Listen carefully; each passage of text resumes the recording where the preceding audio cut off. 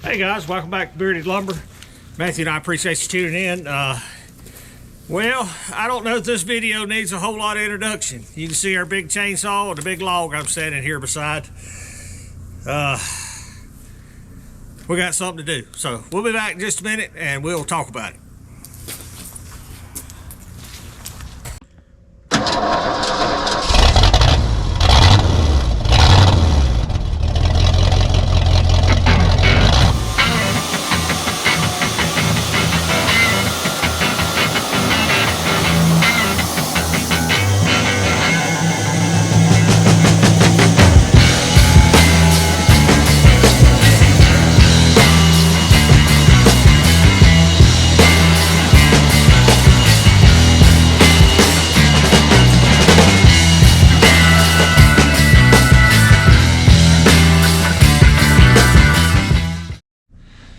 Okay guys, we got a big log here today we're dealing with. This is a 11-foot long short needle forest pine. It's 36 inches on the small end, it's 44 on the big end. If this was the big end, we'd saw it, but 44 inches is about 6 to 8 inches too big on that end. So we got the big 3120 Husky out. We're going to do our best to saw it in half. Now we're running a ripper chain on this, not a crosscut chain.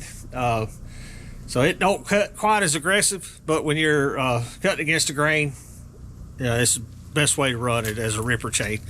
So let me get up here and get fired up. I'll saw for a little bit, then I'm going to hit tag and let Matthew do some. So we'll be right back.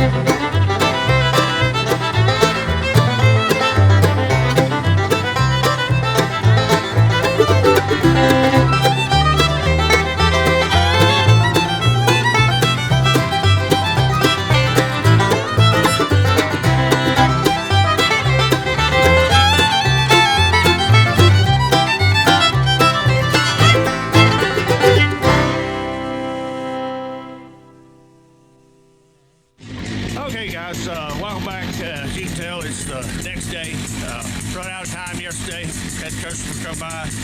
Actually, one of our local sawyers chopping off some blades, being sharpened. Had to take off, run to the bank, run to town.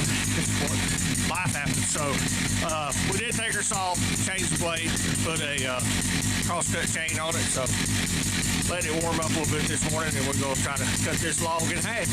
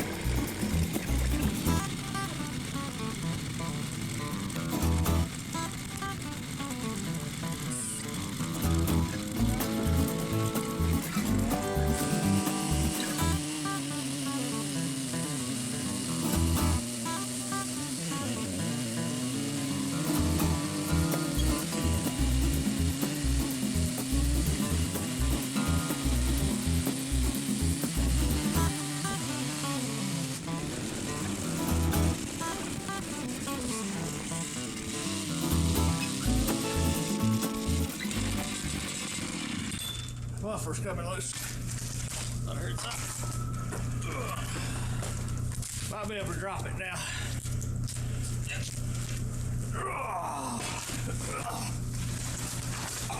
Yeah, you cut good way through the middle of it. Oh yeah. Oh, hey, that's why it's coming loose. Well, that'll do it. Hope we didn't Make sure that's the only one that's missing. Okay, guys, we just about got it. Had to stop. Buffer bolt come loose. But I'm sure you've seen this done before. Anybody tells you it's easy or makes it look easy, they're lying. It's a pile of work. You'll know after you do your first one, the amount of work in it. The bigger they are, the harder they are. This one would have been made easier if I'd have started with a better chain, but I think we're close enough now. We're gonna get the tractor warmed up. We're just gonna pick it up and drop it. That bar is 4 foot long, and I've cut all the way down 4 foot on this end, all the way down 4 foot on this end, and I've got most of the middle cut through. They can't be but a couple little sections holding, so I think we'll just warm that up, drop it, and it'll probably fall right apart. So give us just a minute. I'm gonna put the bolt back in the chainsaw and get the Caterpillar warmed up. We'll be right back.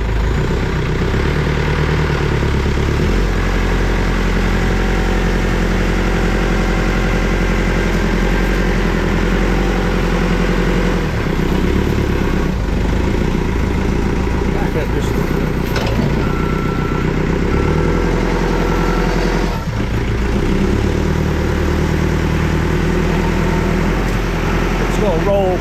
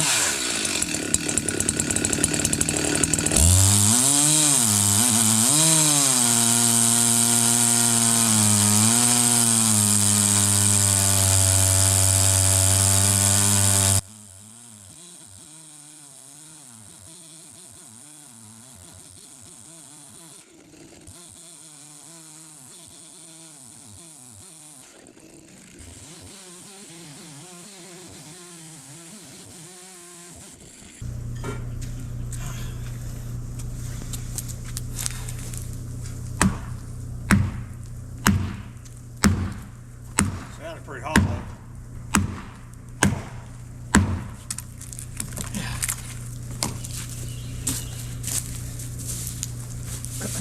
don't know where all the way was going to. Still on the other side of it.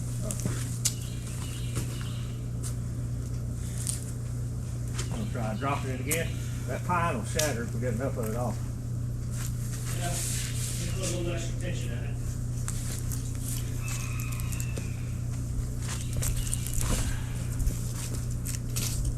This was pretty much got over here.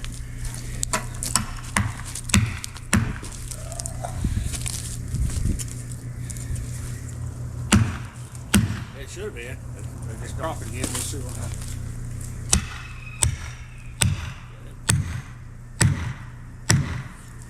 Do that, or we get up here and saw this last section through.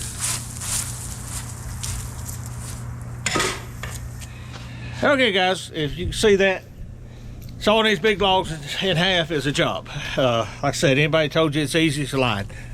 We've rolled it over, done a little more cuts. Chainsaw run out of gas. We'll fill that up in a second, but I think we're close enough. We're going to try another drop test, see if it'll split. So go for it, Matthew.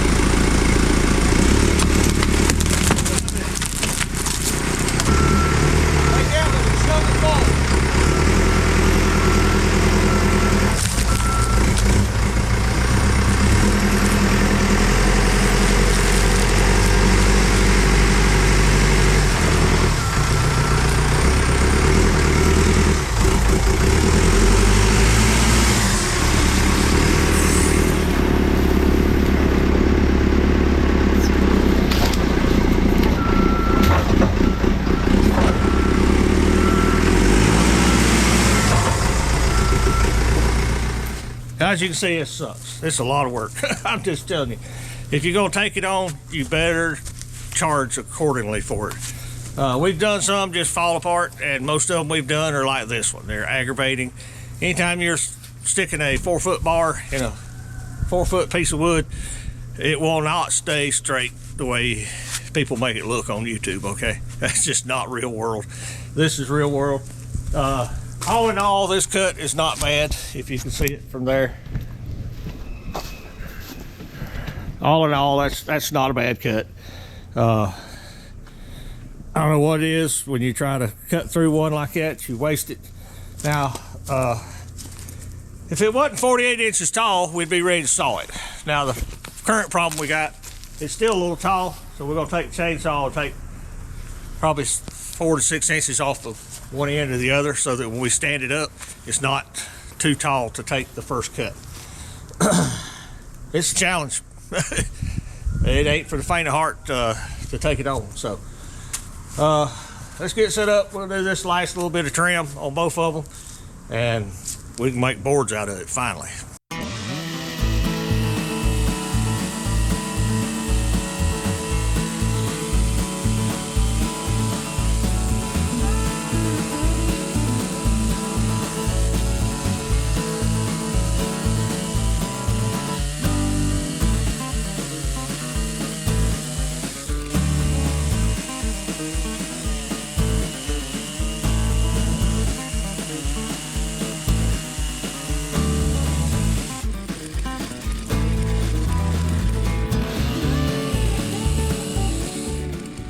Okay, guys, let's take this second. I had to stop, fill up both chainsaws. Do a little chainsaw talk. Around the sawmill, you need to have a good chainsaw, and this is somewhere you shouldn't waste money. Okay, buy you a good chainsaw, whether you like a Husky or a steel. I like them both. I got them both. There's a old 066 sitting there is a beast, but I do prefer the modern Husky.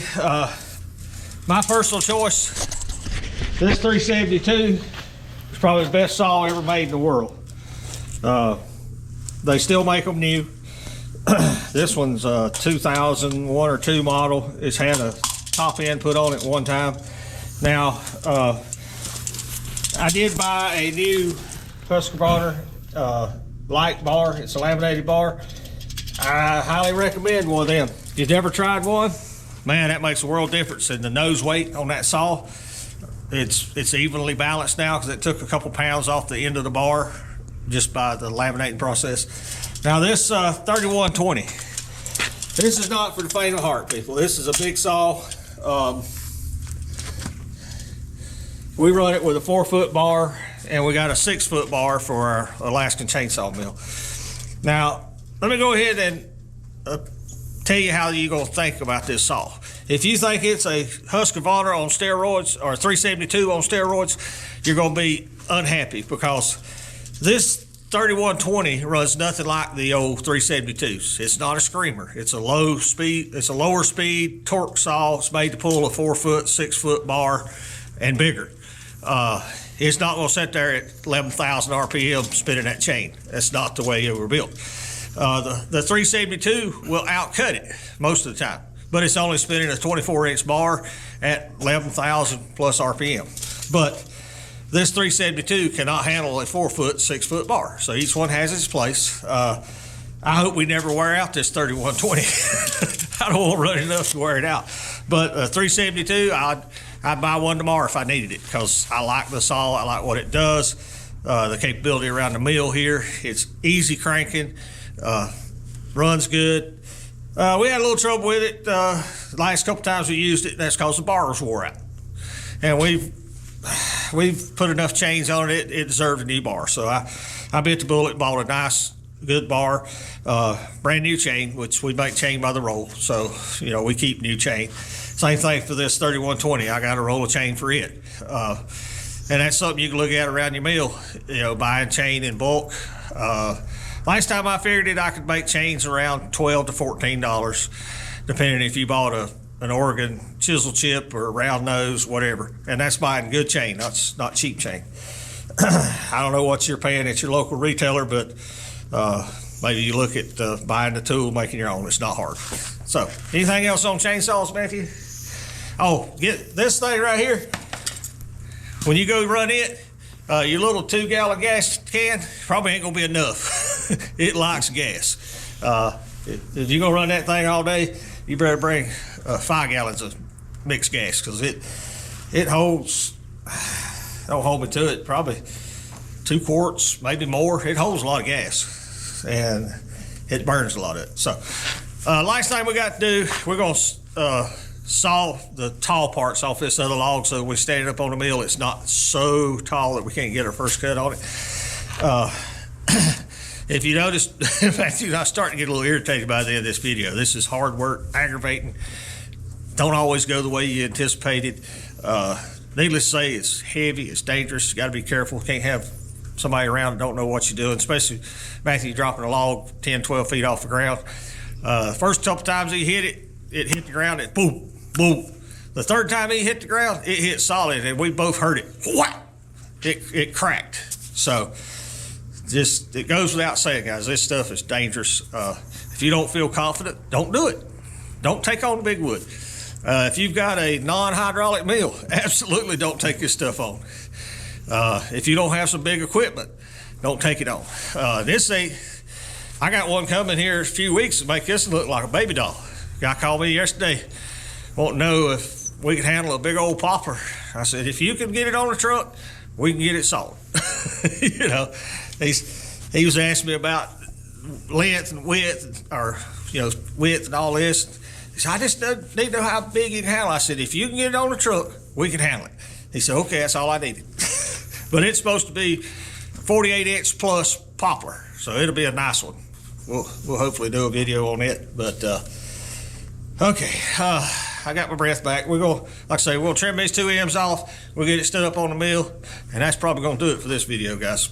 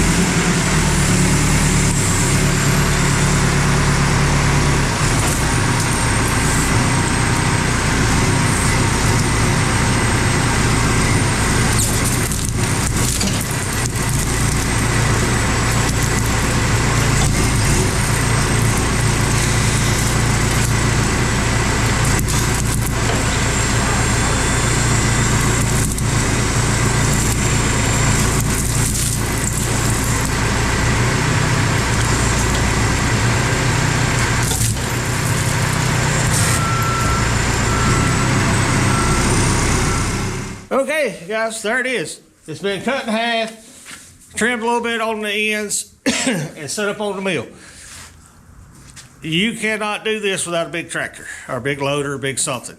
Skid steer is probably not going to do it. It don't have enough reach.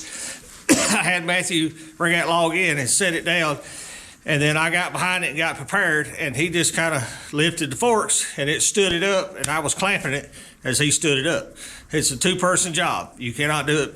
You cannot do a half log by yourself. You must have a Matthew. Yeah. It is very dangerous. I'm glad we cut the top of it off because the mill, we're gonna walk around here.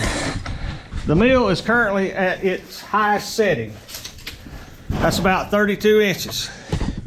It'll go up about a half inch more, but I need it, when I get to the other end, I want to come up a half inch and come back. So that's about our max height cut. So you can see if we'd have left that other 6 inches on the end out there, it would have hit right here. It wouldn't have come through. As well, it's probably going to hit the arm for the debarker. So this just comes from knowing we've done enough of them. Stand there beside it, Matthew. It's hard to get a scale without a human by it. That's a big piece of wood. That's about 5'8" off the ground right now. Yeah, you can see where we missed our cut in the middle. We'll lose a little bit there for edging and whatnot, but there's still a lot of wood in there. Now, if you want to see how much wood comes out of these two halves, you'll have to come back for the part 2 video of this, because to be honest with you, it's gotten a little out of hand. I'm a dreamer, I'll admit it. I'm an underestimator. I always think it'll take half the amount of time it does.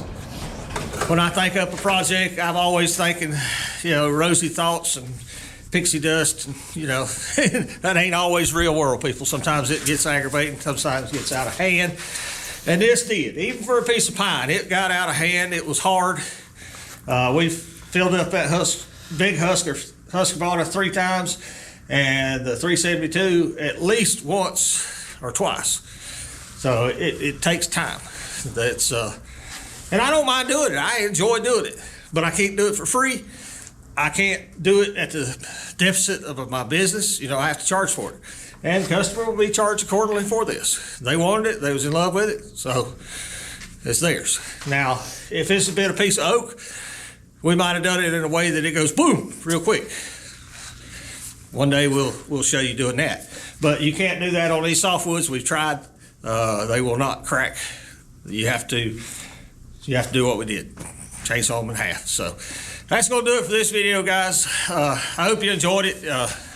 I know you're gonna have questions, so just drop them in the comment section below. I'll try to answer them.